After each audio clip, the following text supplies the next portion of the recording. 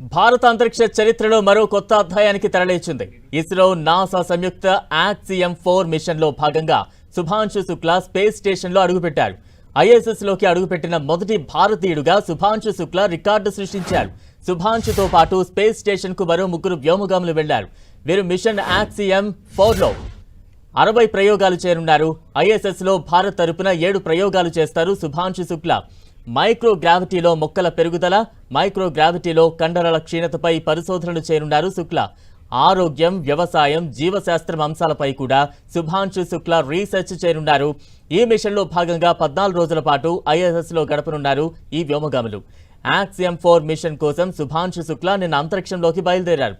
నిన్న మధ్యాహ్నం నడీ space centre నుంచి ఫాల్కాన్ 9 రాకెట్ 4 వ్యోమగాములతో బయలుదేరింది. సుమారు 28 గంటల ప్రయాణం తర్వాత అంతర్జాతీయ అంతరిక్ష పరిశోధన కేంద్రానికి శుక్లా నేతృత్వంలోని బృందం చేరుకుంది. ACM-4 ISS తో అనుసంధానమైంది.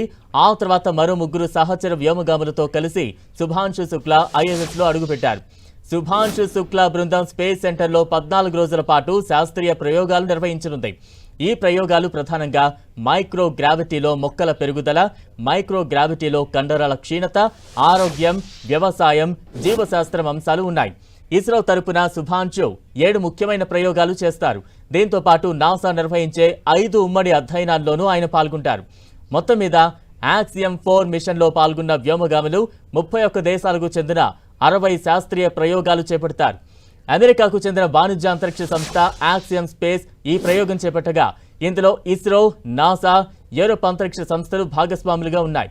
శుభాంశు శుక్లా పైలట్ గా వ్యవహరిస్తుండగా మిషన్ కమాండర్ గా అమెరికాకు చెందిన పెగ్గీ విట్సన్, మిషన్ స్పెషలిస్టుగా హంగేరీకి చెందిన టిబర్ కపు, పోలాండ్ కు చెందిన స్లావోజ్ ఉజ్నాస్కీ రోదసీలోకి వెళ్లారు. వీళ్లంతా భూమికి 400 కిలోమీటర్ల దూరంలో ఉన్నారు. మొత్తం 14 రోజులు వీరు అక్కడే ఉంటారు. నాసా నిర్వహించే 5 ఉమ్మడి అధ్యయనాల్లో శుభాంశు శుక్లా పాల్గొంటారు.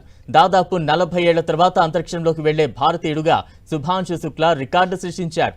25 ఏళ్లలో 270 మందికి పైగా వ్యోమగాములు ఇంటర్నేషనల్ స్పేస్ స్టేషన్ కు వెళ్లారు. వారిలో ఒక్కరు కూడా భారతీయులు లేరు. ఆ ఘనత శుభాంశు శుక్లా సాధించారు. ACM-4 మిషన్ లో భాగంగా రాకెట్ ఒక్కో దశను విజయవంతంగా దాటుకుంటూ ముందుకు సాగింది.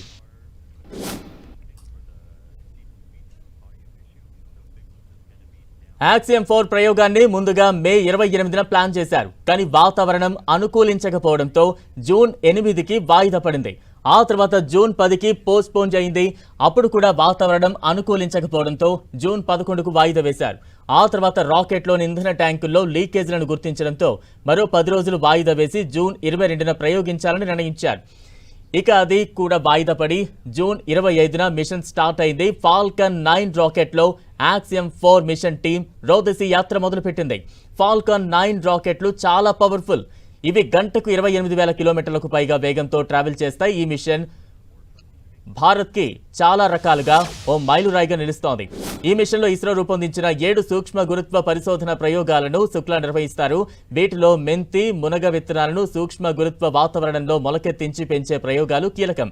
ఈ ప్రయోగాలు భవిష్యత్ దీర్ఘకాల అంతరిక్ష యాత్రలకు స్వయం సమృద్ధ ఆహార వ్యవస్థలను అభివృద్ధి చేయడంలో కీ రోల్ ప్లే చేసే అవకాశం ఉంది. భారత ప్రభుత్వం తరపున ఈ మిషన్ కోసం డిపార్ట్మెంట్ ఆఫ్ స్పేస్ 715 కోట్లు కేటాయించింది. డిసెంబర్ 2024 నాటికి 413 కోట్లు ఖర్చయ్యాయి. ప్రస్తుతం ఆర్థిక సంవత్సరానికి 135 కోట్లు అదనంగా కేటాయించారు. మిగిలిన 168 కోట్లు 2026 మార్చి నాటికి ఉపయోగిస్తారు. ఈ మొత్తం బడ్జెట్లో శుభాంశు శుక్లా ప్రయాణం, శాస్త్రీయ ప్రయోగాలు, శిక్షణ, అంతరిక్ష ప్రయాణానికి అవసరమైన ఇతర సాంకేతిక అంశాలు ఉన్నాయి. ఇది భారత్ తరపున ISS కు వెళ్లే తొలి మిషన్ కావడమే కాదు, గగన్యాన్ మిషన్ కూడా ఓ ముందడుగు. అంతర్జాతీయ సహకారంతో భారత అంతరిక్ష పరిశోధనలకు ప్రాధాన్యత పెంచడం మిషన్ లక్ష్యాల్లో ఒకటి. 41 ఏళ్ల తర్వాత ఒక భారతీయుడు అంతరిక్షంలోకి వెళ్లడం ఇదే మొదటిసారి కావడంతో ఇది చారిత్రక ఘట్టంగా మారింది.